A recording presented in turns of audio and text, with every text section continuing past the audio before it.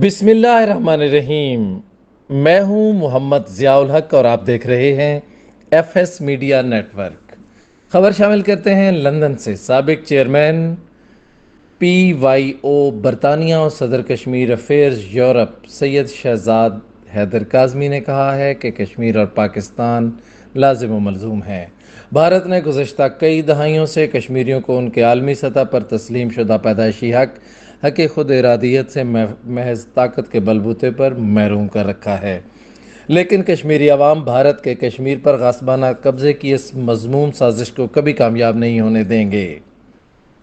یوم الحاق پاکستان کے موقع پر اپنے خصوصی پیغام میں سید شہزاد حیدر کاظمی نے کہا کہ 19 جولائی 1947 کا دن کشمیر کی تاریخ کا اہم باب ہے۔ آج ہی کے دن سری نگر میں قرارداد الحاق پاکستان منظور کی گئی۔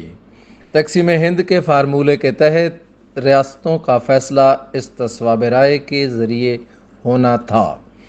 بھارت کی درخواست پر اقوام متحدہ نے یہ فیصلہ کیا تھا، لیکن بعد کے واقعات شاہد ہیں کہ بھارتی حکمران اپنے وعدہ سے مکمل طور پر منحرف ہو گئے، جس کے نتیجے میں حق خود ارادیت کی تحریک کا آغاز ہوا، جو آج بھی اسی تسلسل سے جاری ہے۔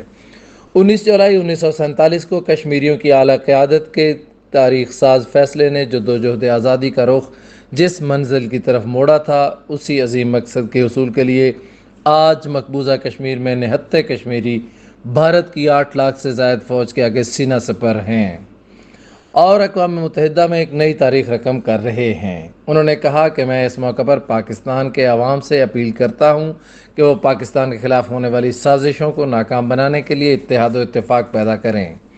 میں اس موقع پر اپنے کشمیری بھائیوں سے بھی اپیل کرتا ہوں کہ وہ پاکستان کی مضبوطی اور استحکام کے لیے نظریہ الحاق پاکستان کی اہمیت کو اجاگر کرنے کے لیے اپنا بھرپور کردار ادا کریں۔